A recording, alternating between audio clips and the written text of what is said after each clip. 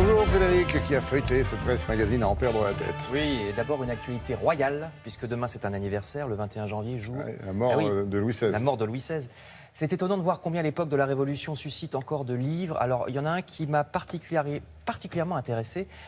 C'était un article au départ du Monde. Regardez, Henriette Campan de l'éducation. Parce qu'il faudrait saluer la mémoire de cette dame, surtout en ce moment où on parle beaucoup de féminisme et d'affirmation des femmes.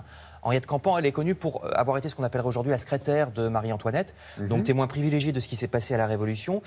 Voyez ici la couverture du livre. Mais après la Révolution, sa carrière s'est pas arrêtée. Bon, elle avait plus de travail puisque Marie-Antoinette est passée à la guillotine aussi.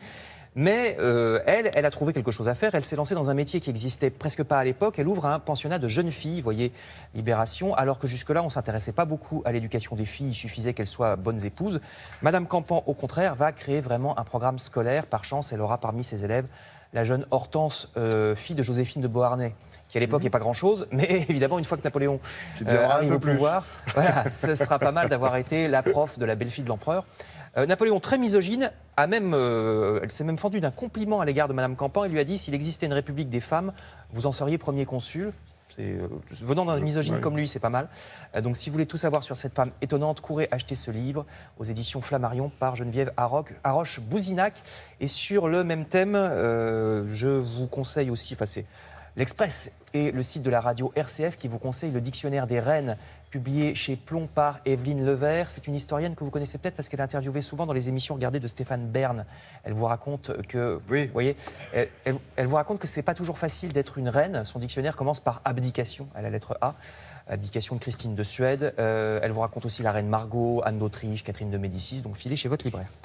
Je vous signale également, toujours un peu sur ce sujet, je reviens à Madame Campan qui essayait de se faire une place dans un monde d'hommes. C'est un dossier très actuel qu'aborde Philosophie Magazine au moment où beaucoup de femmes osent enfin dénoncer les abus dont elles sont victimes. Dossier intitulé « Peut-on désirer sans dominer ?» et qui se pose plusieurs questions sur les relations intimes entre les hommes et les femmes. Comment inventer un nouvel érotisme? Pourquoi hommes et femmes ont parfois des regards différents sur toutes ces questions? Donc dossier de 20 pages dans le mensuel Philosophie Magazine. Et je termine justement avec une femme qui a pris le taureau par les cornes, puisque c'est une jeune femme, Julie Amaïd, qui a lancé ce magazine. Regardez, Koi, 3e numéro, qui est le magazine des Asiatiques de France.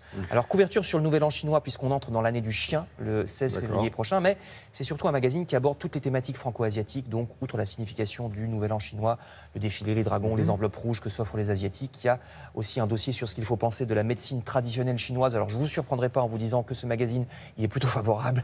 Et puis, des reportages, bah oui, c'est comme dit ma mère, quand on va chez le poissonnier, ils vous vendent du poisson et pas de la viande. C'est clair, justement, Koi. Oui, c'est vrai. Koi, ça veut dire la carpe.